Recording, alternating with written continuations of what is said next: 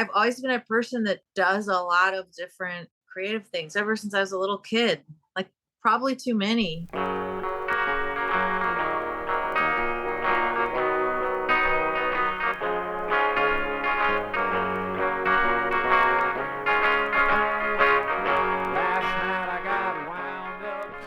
Hello, and welcome to episode 18 of the Who Cares Anyway podcast.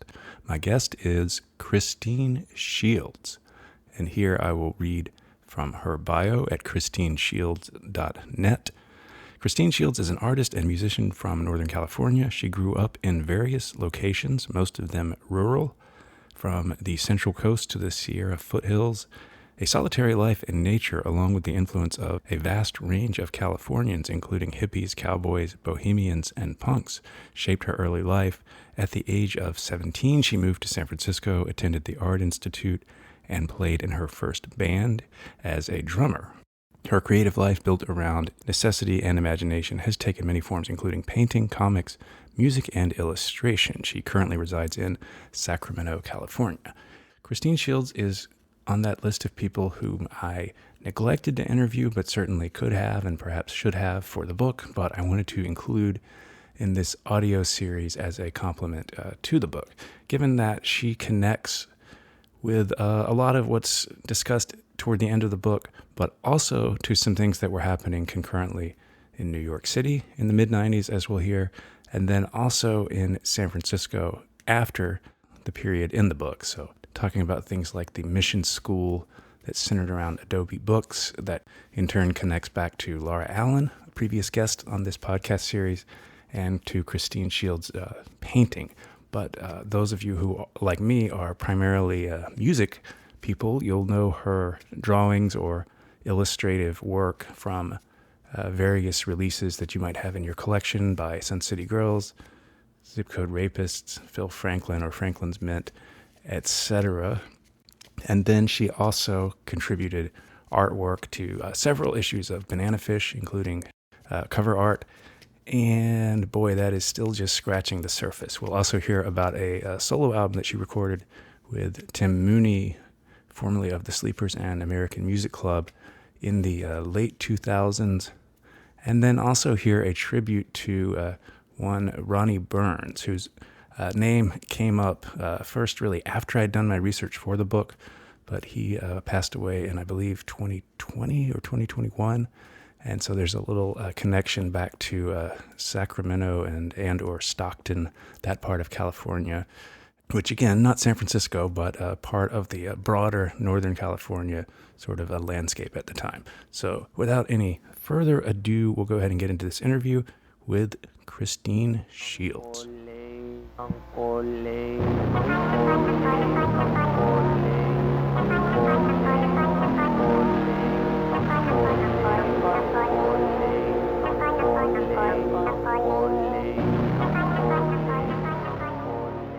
I graduated when I was 17 and I moved with my high school boyfriend into this house on Oak Street, this flat with the Oak Street girls as they are still called today. And I really needed to get out of my town. Like I came from a really messed up kind of family situation. So the relationship with the high school boyfriend did not last, but it got me out of my family home and into this amazing life in San Francisco. So that's how I showed up. So I was like 17, moved in, and all these girls were like, they're still like my best friends and sisters to this day. And they're like, hey, you're part of like our household now. And do you want to be in a band? And I was like, okay. They're like, you just play one drum, and we would like share clothes and we get dressed up all crazy when we performed with Archipelago Brewing Company. It was really fun. Was that so? I've even after all the research and interviews I've done, I'm a little unclear about this. The trampolines, was that in ABC or Carolina or both? Carolina. Okay.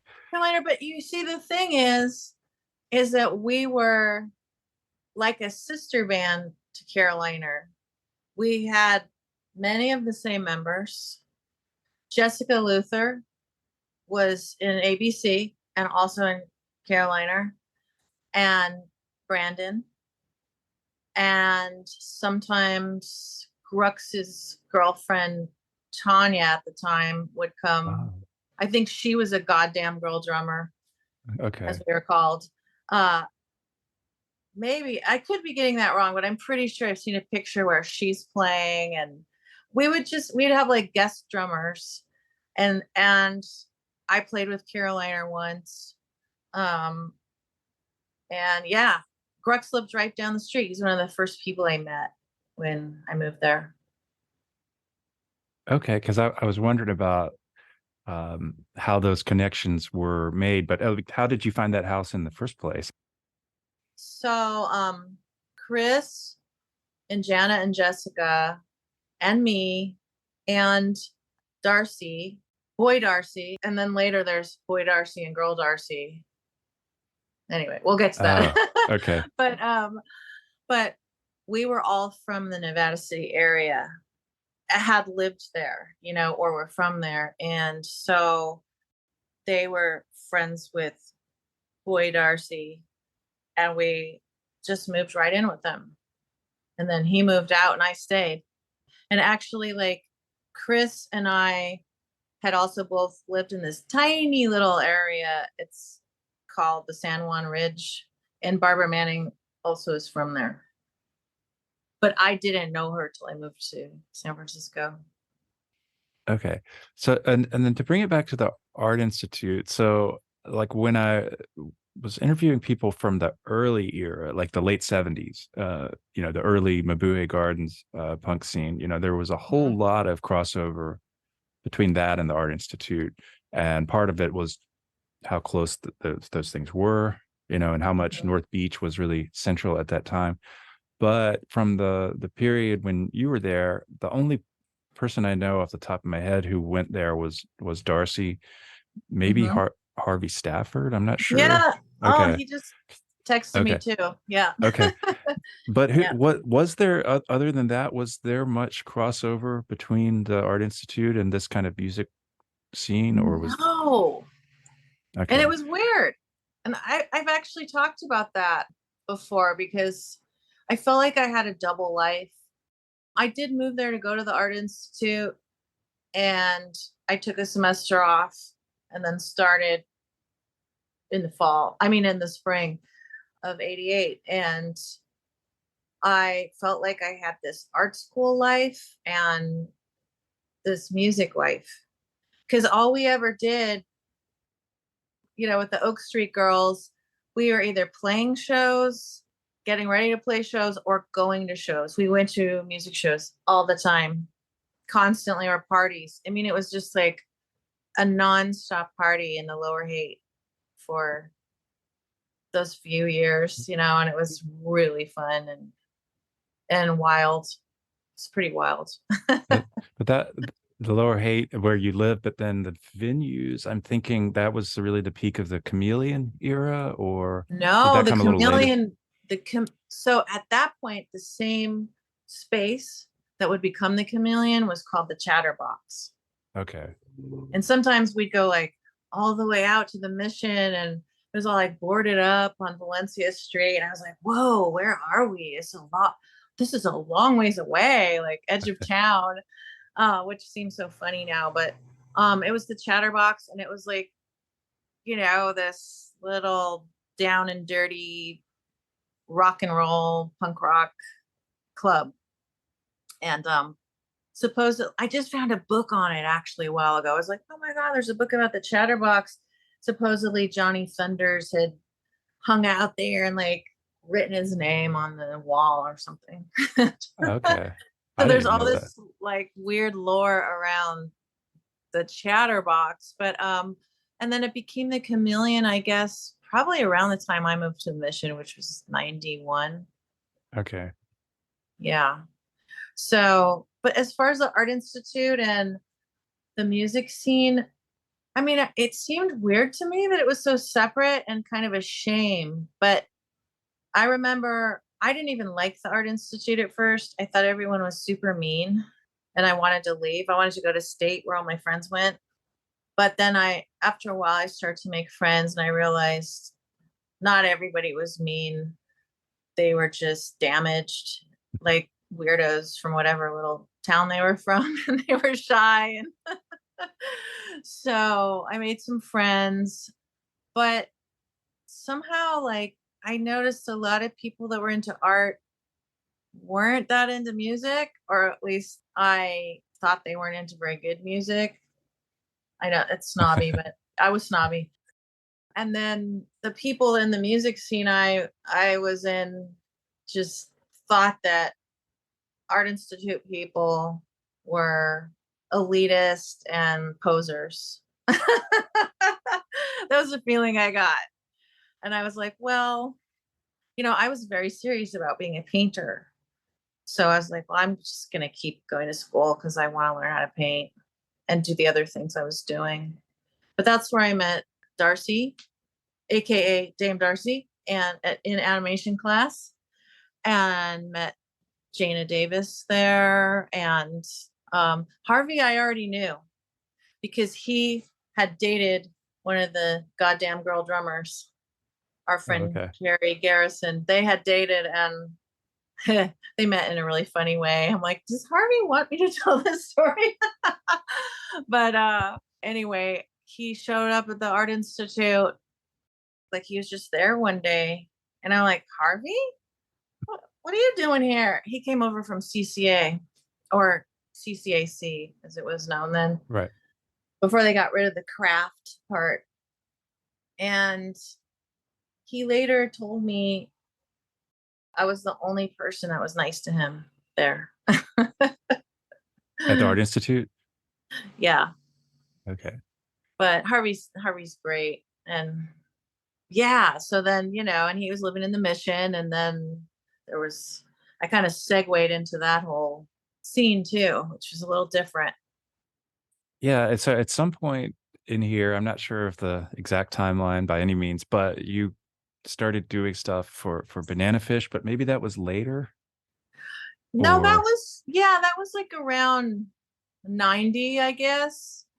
Yeah, I think it was before. So I lived at Oak Street for 4 years, and then the household just kind of started to fall apart, and some people moved out, and I moved to this weird area off of Divisadero and Geary that I jokingly called Lower Pacific Heights, but I guess it's actually called that now.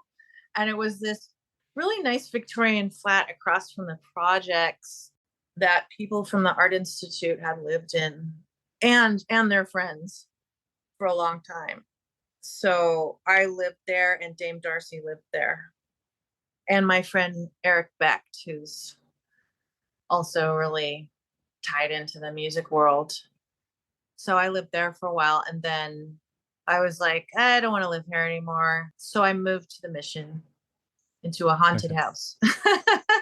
And then but I already knew some of the like guys from I'd already met Seymour Glass, and some of the guys from like Communion Distribution / Boner Records, like that whole scene. And Harvey was tied into that because he did all those like amazing Melvins record covers.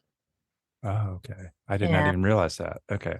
yeah, they're really cool. He did them in the style of those Kiss album Oh, covers right. that Okay. are Those were his. Oh, like, okay. one of each. Yeah. Yeah. Okay. I didn't That's realize him. that. Okay. Yes.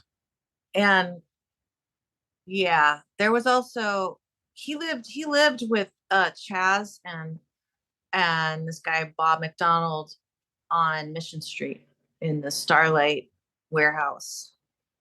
Okay. That connects a dot as far as why that label is called what it is. Starlight Yeah. Furniture Company. Okay.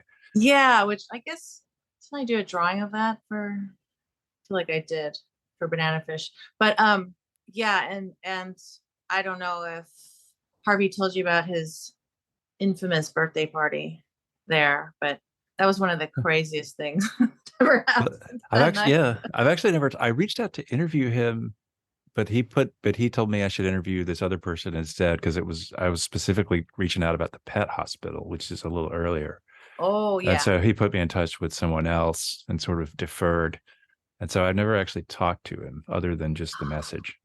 I forgot he lived at the pet hospital, which also Donald the Nut from 3 Days Stubble lived at. And that place was, I think I was only there a couple times, but I remember a really crazy party there too, where unfortunately everyone got so wasted and somebody's like films were all ruined and there was a big Uh, fight. But that place was creepy. It was felt super haunted by pets. I guess I right. don't know. Yeah. Or veterinarians, I don't know. But it was a weird place, I thought. Yeah, but then Harvey lived in on Mission Street. So, and that was the chameleon era that started then. Yeah. So all this is happening kind of as you're wrapping up at the Art Institute. And then Yeah. um, I don't know what comes next after that as far as because I know you had at least a few more years in San Francisco before moving to New York, but and you were doing a lot of different things as far as drawing album cover or illustrations that got used on album covers, but then your different contributions to zines, and then later your comic book. But I don't know the whole timeline on that, and if you were at that point um, maybe trying to figure out a course between like this underground kind of music world or adjacent to music world versus some kind of more capital A art career, and kind of where were you in that period right after you finished at the Art That's a good Institute? question. I may still be trying to figure that out. Uh, okay. But like as a younger person before I came to San Francisco, I was always obsessed with music. And, those were the kids I would hang out with in high school, like the weirdo punk rock new waver kids. And we just go to shows all the time whenever I could get away with it or sneak out of the house. So that was already my world. And then I lived in Sacramento also for a year. There was like a great scene in Sacramento. Sacramento is a really interesting little music history scene. But that was my world. I was like, I love music and I love to draw. And I was also obsessed with fashion and these like certain illustrators that were amazing fashion illustrators. And I just wanted to draw all the things that were woven into the world of music and this whole world of the style of it and everything. That was like what I escaped into away from my family and stuff. So moving into the city, it was just like a continuation of that where I was still at shows all the time and I like to draw. So people would ask me to do stuff and I would do it. And I wanted to be a serious painter, but I also didn't really know how to. That seemed like this really elitist world that I didn't have entree into. And so when I moved to New York, which was not that much later, it was like 93. And, I had no idea how to even approach that world or where, I just slid right into this kind of comics and zine and illustration and shows, more music stuff. That's just what I did. All of that jumbled up together. And Darcy and I Okay. were in a band together in Yeah, she New mentioned York. that. Yeah, I hadn't realized that that was in New York until recently when I was reading it. The way she told it to me, because everyone in it I thought had lived in San Francisco as well.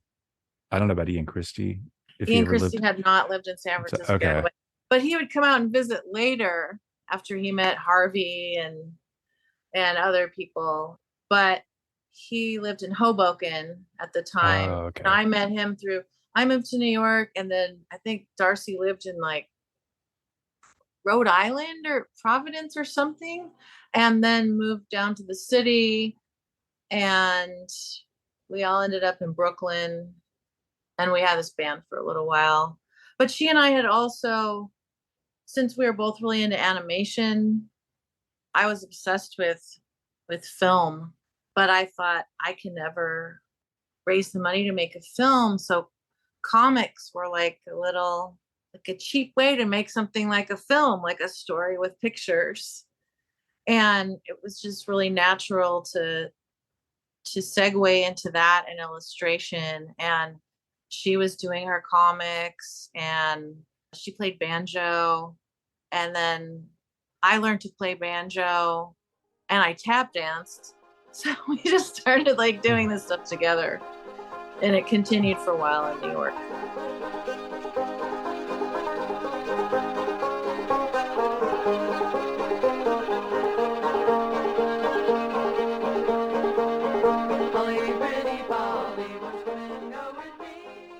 I admit I have not seen copies, just some stills online of Blue Hole, but I was trying to get a sense of, how that fit in to the sort of landscape where you've got like the underground music zines, with Banana Fish certainly being a prime example of that. But then there's this comics world, but they're comic zines. And in a sense, I gather that that's kind of its own space, or its own thing. Was there much overlap in terms of those the underground music zines versus the comics that you were doing? Oh, there's tons of overlap. I mean, as far as like the people that were, yeah, I would say in San Francisco, like, that's like around the time that Darcy and I were roommates. And oh, by the way, like before that, when I met her at the Art Institute, then she met, you know, my roommates and friends. And I'm not sure if that's how she ended up in Carolina, but maybe. But she moved into this household with Darcy Drollinger, who was in this band Enrique, who are amazing, and my old Oh, high school friend Jason Messier. So they had girl Darcy and boy Darcy at the time in this house. Then I moved in with her later. And so we were just really both in this same scene of people that was like the Communion, Revolver, Boner Records crew, Seymour Glass, Banana Fish, and she was in Carolina. And then she met Lisa Suckdog and was doing a lot of stuff for roller derby. And Lisa was friends with Jaina, and Jaina had a zine called Flatter, which I did a lot of stuff in. So we did a lot of stuff together and separately, but we had like a lot in common at that time. And then we both ended up in New York in another, like this group of comic book artists. It was so fun, like a wild crew. And there weren't like very many women doing comics then in that in New York. So yeah. yeah. And then, I'm not, I have only the most cursory knowledge of comics kind of in general, but I know the late 60s, San Francisco, it had its own, obviously, tradition with, yes, Crumb. Clay Wilson and Crump. Yeah. Yeah. Was that something that was, on people's radar screens, or did that seem like a distant? I mean, I don't know how distant that seemed in the past. Obviously, it's not the same social circles, but was that stuff at all an influence, or was that? Um, well, it's weird because like as time goes by, you start to see how everyone's connected. Like Robert Crumb's crazy brother was on the street then, who you, if you've ever seen that film Crumb, you Yeah, know, it's I been was a like, while. oh my God, that's that guy that we always see on the street. And, you know, there were all these connections. And then like later, like getting to know like Dan Klaus, and he knows Crumb, like they all know each other. And so there's some connection. But for me personally, as far as influence wise, like I was aware of it. Like I worked on Hate Street. So the hippie dream was still holding on. So, I so guess it you'd would be still kind of like see. saying, yeah, was the Grateful Dead an influence on Carolina? That's about that's about as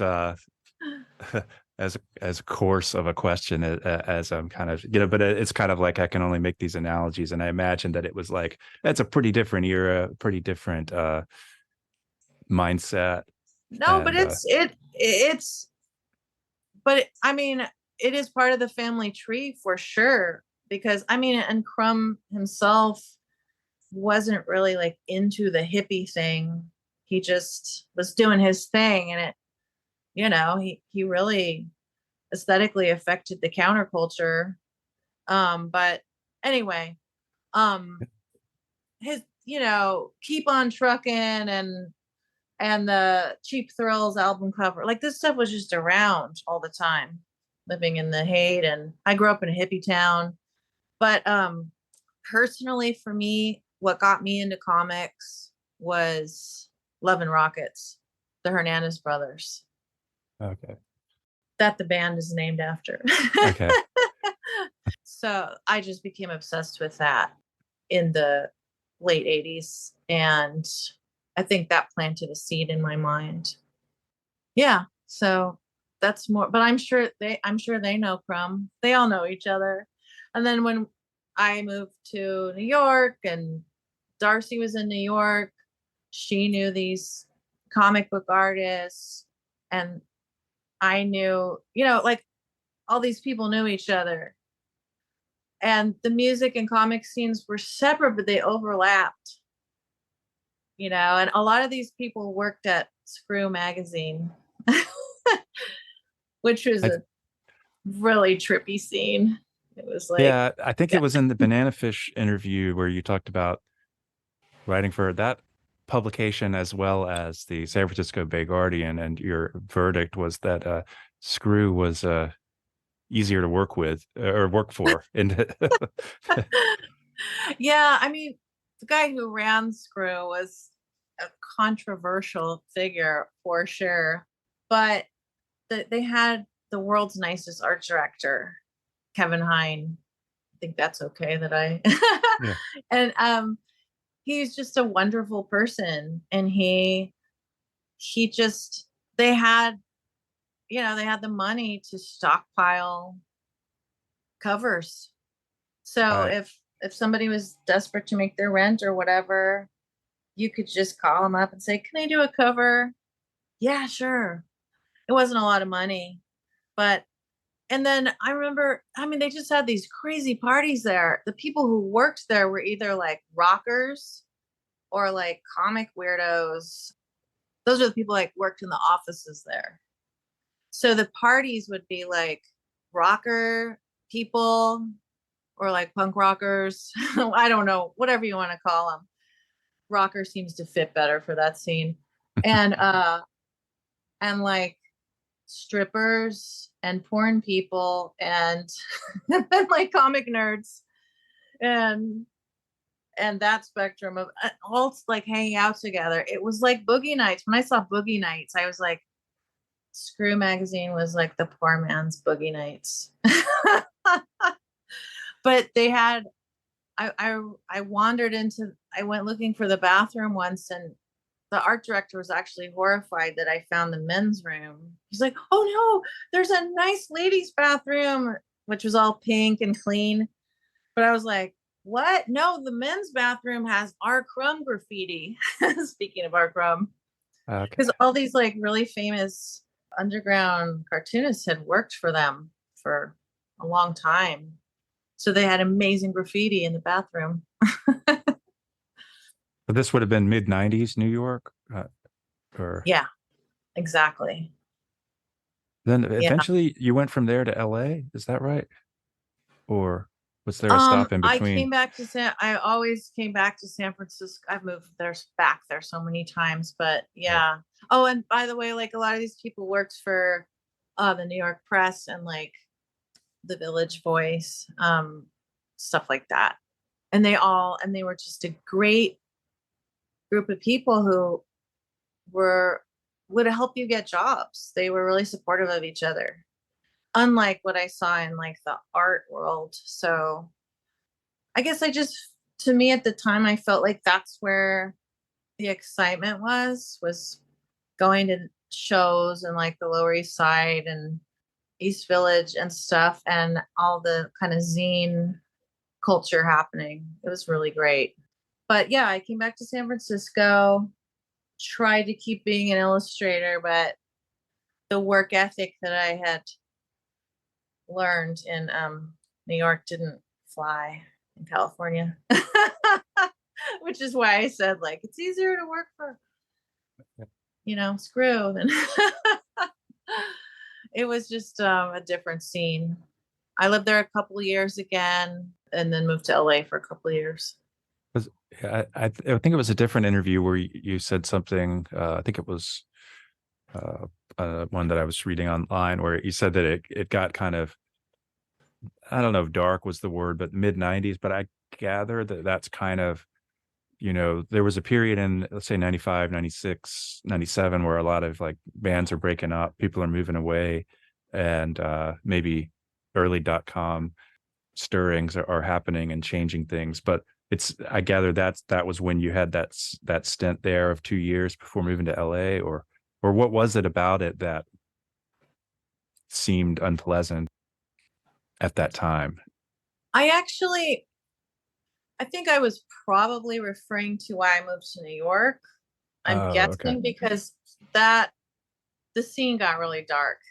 That just happens sometimes. It was really amazing. I mean, Fax Ted, bands like that were playing at all these great bands were playing at the Chameleon. It was like everyone's living room. It was amazing. And other venues as well, but there was really a lot of great stuff going on. At the same time, it felt really, really dark. And people were not really being very cool to each other. There was a lot of mean, mean attitude and some not very great drugs circulating. It's like a dark cloud camped out over the Mission for a while. And I was like, I'm sick of this. And it was just, my life was just pushing me like, go somewhere else. And I was gonna move to Prague, but I ended up in New York instead. I'm glad I did. So that was like way before the kind of .com thing really. It was a few years before that. And then Okay. I came back and yeah, it was kind of like it was okay, but I think there were breakups too, where I was like, I need to move. That's what I would do then. I can't stand to be here anymore. Move to another city. But then I moved to LA until 2000 and came back. And then that was like totally new scene at like Adobe Books. And Yeah, that whole, yeah. that I was great. I wanted to ask you about that because there, we would have been there at the same time, but somehow maybe a couple of degrees or 1 degree of separation, because I certainly knew where Adobe Books was, and other people I knew would talk about these events there, and somehow it just wasn't where I was ending up. But yeah, what did you see there in the early 2000s in terms of like what was exciting? And they talk about the mission school. Was that already a term that was being used at the time? I guess it was starting to be used then. And of course, all these little scenes, all, they're like this Venn diagram. Right. They all bleed into each other. They all like move around. But I had gone into Adobe Books because Laura Allen worked there before I lived in LA. It was a place I would stop in and just had a lot of character. The owner, Andrew, was just such a welcoming, interesting person. He loved artists and poets and musicians and weirdos. And so all these people would just, end up there. So I already kind of knew that about Adobe, but then I moved to LA and came back. And then I walked into Adobe and felt something, because just from scenes I'd been in and neighborhoods before in my life, I started to be able to recognize this kind of electric feeling and not take it for granted like I may have before, like, oh, this is just what it's like. It's not always what it's like. It's like there are Uh, special times when things gel in a certain way. And when I came back, I felt it. I felt the electric feeling at Adobe, and I was like, something's happening here, and it's good. And what was especially good about it for me was that the musicians and the artists were not separate at all at that point. Everybody was like interwoven. The artists made music, the musicians made art, and um, they weren't separate scenes. And there was just all of a sudden all this talent and character congealing in this place. So yeah, there were some people I'd known from before, like Laura Allen, um, and some people that I met tons of people there, like Chris Johansson and so many others, like John Dwyer from the OCs was around, and I was like, this guy's amazing. And yeah, just oh gosh. I mean, I've wanted to make a whole book just about Adobe called The Adobe Book. That's just ephemera and uh, art and people writing about it because it really should exist. But I'm like, I can't do all that myself.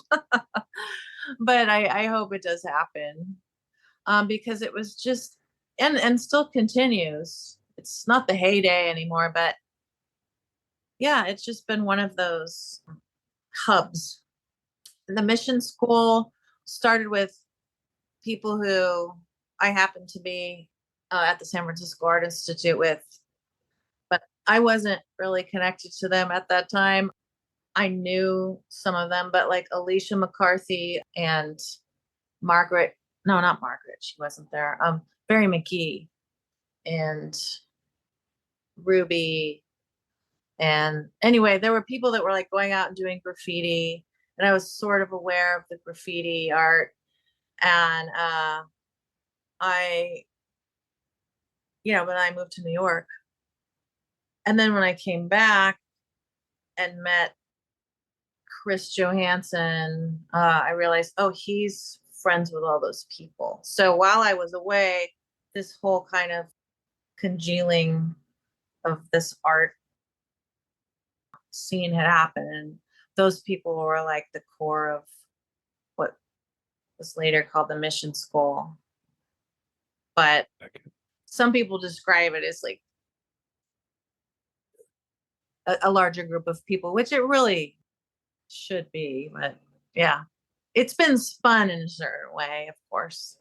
was the mission school or that kind of activity what inspired you to take up painting again, or Hmm. was Well, I guess I was in sort of a no man's land personally in LA for a couple of years. I was like, what am I doing? Like I still played banjo and I still did art, did illustration and stuff. Sometimes I worked at the museum, Mocha, but I never quite could get it just didn't feel like I fit there or something. So I left. But I've always been a person that does a lot of different creative things ever since I was a little kid, like probably too many. I have to stop myself because I'm curious and I'm like, well, I want to figure out how to do that. But I've always drawn and painted. And so I've just gone through different iterations of using those skills to do different things, which sometimes make me a living and sometimes are my own creative vision. So I do think I showed up back there and I saw and felt this thing that was happening. And there were people, that knew me from before who were like, hey, be in this show, because of like Juxtapose magazine, stuff like that. There was this kind of, I don't know, I don't really love the term lowbrow or feel like a part of that exactly or what it's become, but there was a part of the art world which was really like influenced by more illustrative or comic art qualities. And there were a lot of shows for that kind of work. And that's sort of like blended into the mission school thing, or the mission, just the style of the mission neighborhood doing art. And also Creativity Explored was across the street from Adobe, which is like, if you know that place, the art center for adults with developmental disabilities. And I really feel like their presence in the mission and in San Francisco has really affected the aesthetic in a great way. There's so many great artists that came out of there, and they always done collaborations with artists that don't have disabilities. And so that was a big part of it. So there's just all this like really great crossover, and it really had a inclusive feeling more than other scenes in the art world that I've seen.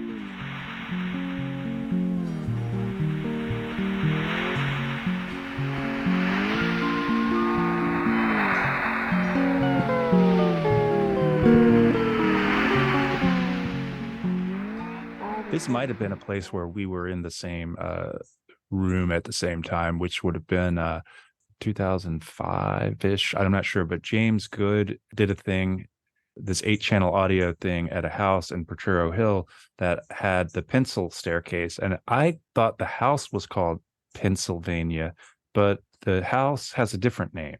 But yeah, what's the story behind that house and your involvement in it? Yeah, so Jana, aka Jana B, who had gone to the Art Institute for a while and then dropped out, and had been in this band Enrique with my Nevada City high school friends. Jana purchased a house at some point, and then they just started inviting their friends to do stuff there.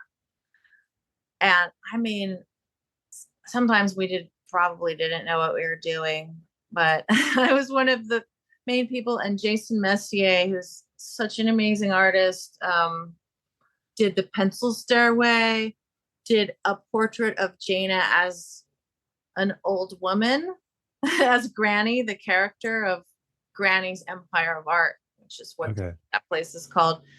And James Good, I had known James Good since I started at the Art Institute, because he was one of these weirdos who, after a while, you realize they're not a student there. You're like, you don't go to school here, do you? So he just hung out, and he'd come from a really interesting, scene of, like, the way he grew up in New York was pretty trippy. So, his dad had a theater that showed John Waters' first films, and apparently Cookie Mueller was his babysitter, which I'm just so blown away by. Anyway, so James, he was just always around, and I already knew him, and then, he was connected to the Carolina people, and then Phil moved out in the early 90s, and I went out with Phil, and yeah, we went out like many times over the years. So, and James and Phil had gone to art school together. So it's all a big web. It's this crazy web. But yeah, James did that piece at Granny's Empire of Art, and Jason and I worked together, and Kate Finker and other artists doing all this amazing stuff at Granny's over the years. So it's an art house.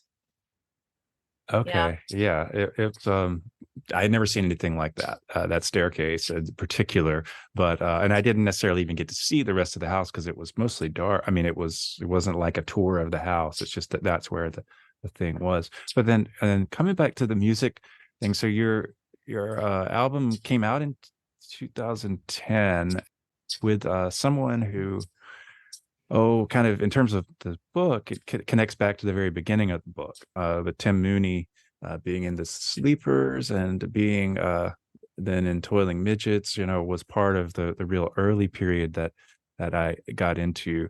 And then that album that you did at his studio, he played drums on it, and that would have been really toward the very end of his life. But what were the circumstances behind that, as far as working with Tim Mooney and at his studio there? Yeah, so my cousin Jude Mooney was married to Tim. Okay, And I like, didn't know that. Okay. yeah, so, and I mean, that's another crazy story. My cousin and I didn't know each other existed until we met at the Art Institute through a painting. And that's another really Okay. like strange story. But we found each other and we've been super close ever since. And she married Tim Mooney. And at some point, he had this really great recording studio Pig's Head closer, or Closer? Okay. Okay, closer, Closer. Yeah. that Joe Goldring was at. And anyway, they had a whole scene going on there.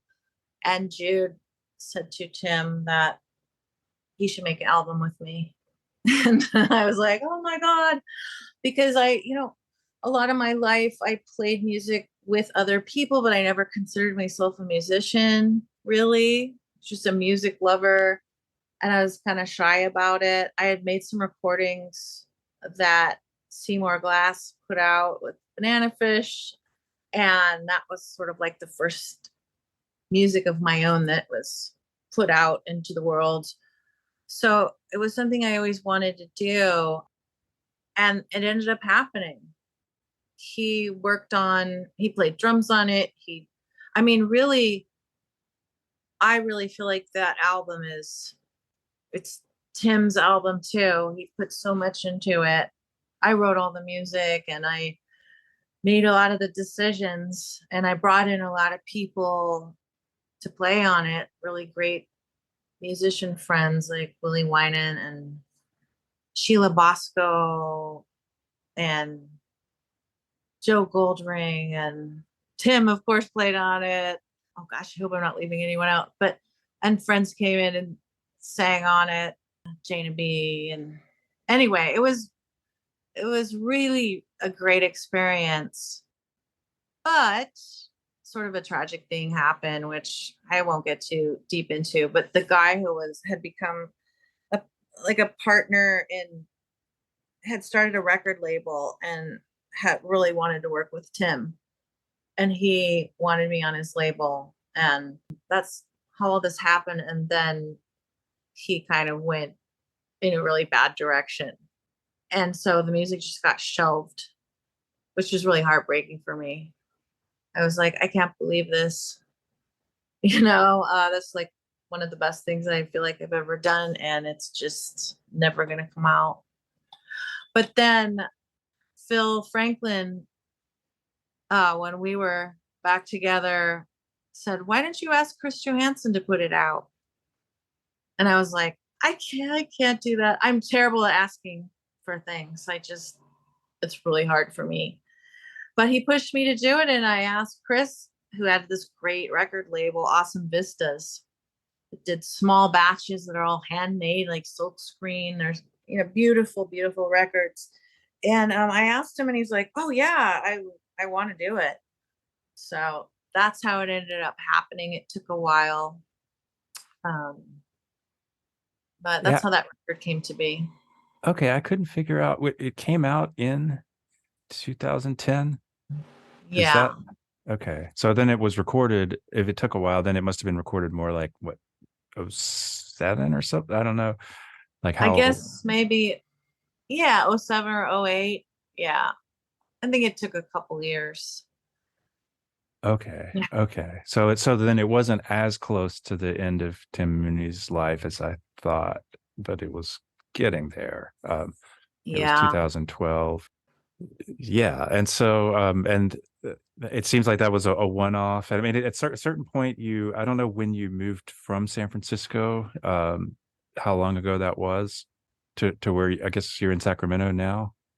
Well, I had moved out to upstate New York Uh, in like 2008. with Phil Franklin. And then, the economic downturn happened and we ended up moving to Sacramento into this family house of mine here. And it was supposed to be temporary, but it ended up being quite a while. Yeah, and we did a lot of music and art stuff together. And then I moved back to San Francisco for a couple of years, and then I ended up back in Sacramento. So, Was the last time? I don't know. I imagine you don't get the snapshots that I do because, like, I would go out there, and there might be 5 years in between. Like the last, I had a gap that went 2016, 2019, 2023, and so each time I would go out there, it would just be kind of jarring in terms of how much had changed. But yeah. um, was there a point when it just got to be like, this is too much for one reason or another, or was it just too unlike what it had been before, or just too impractical to live there, or all of the above? All of the above. And it happened in like kind of like waves, you know. I'd say like some people when the .com thing happened, when I was trying to move back from LA to there, I thought, oh no, I'm not going to be able to afford a place. But I was able to move right back into the rent controlled apartment I lived in before. So I was able to do that. And then the Adobe, that whole scene in the Mission was so vibrant that I was thanking my lucky stars that I came back. But later it just got harder and harder as people lost their foothold. And the last stint that I did there when I was managing Adobe, the new Adobe books, I just couldn't make it. You know, I I couldn't move out of where I was. There was no way I couldn't afford anything. So, and I didn't like it anymore. I just when you've had like a glorious time and a place in your youth and then it changes so much and it makes it so hard to do what you love to do, then it's hard to stay there. I would have if a door had opened up, but it really didn't. So I was like, well, okay, I gotta go. But I still go. There will be events in San Francisco where everyone comes out of the woodwork from a certain scene and it'll be great. Or when it's a beautiful sunny day there and everything's just right, the magic is still there. But I usually don't feel like I can or want to live there anymore. Yeah, I feel like the extremes have gotten more extreme, and that's really dissonant. Like there's some real dissonant juxtapositions, such as 5-star restaurant, pantless person with a syringe in arm out front, kind of, Yeah. uh, and the extremes of wealth and opulence, and the extremes of misery and desperation. Yeah. Side by side like that is kind of, yeah, dissonant is I don't know, that's the best word I can think of. But um I mean, it's the same here in Sacramento to a lesser degree, but people are really down. The whole state and maybe the whole West Coast. It's pretty harsh in the cities in that way. Yeah, but I mean, I still have friends who still live in San Francisco and still have pretty good lives. They're sad their friends aren't there as much, but yeah. Oh, it made me think of like Paula Frazier from Tarnation is still there and doing great stuff. Has such a great band, and you know, Tarnation started out on Nuff Said way back right, then. right, yeah. So, I mean, there's so many people that are just amazing that are connected to that. I really feel like it was the San Francisco time that just, built this community family tree that has just gone on and on, even though everybody's a diaspora all over the place now. And I miss it. I miss being around my, I guess, peers. There's great people here too. And I have great friends here, but like I'm in this shared art studio and everybody's so much younger than me, which is fine. I love them, but it's not the same. Like I went up in January, Chris Johansson invited me up because, oh, I mean, I don't know if this guy, Ron Burns has come up in any of this, but he passed away during the pandemic and he was in so many bands. He was in Smog and Star Pimp and oh my gosh, just on and on. He was such a great person. So he had this band Sunfoot with Chris and Brian Mumford. So Chris had everybody come up to Portland and play this beautiful show. They had recorded all this stuff before he passed away and they were able to put out one more album and just really dedicate this beautiful show to him. So it was amazing. It was so great to be around all these people from San Francisco and Portland, and it was really special after a pandemic time of being alone in a room. Yeah.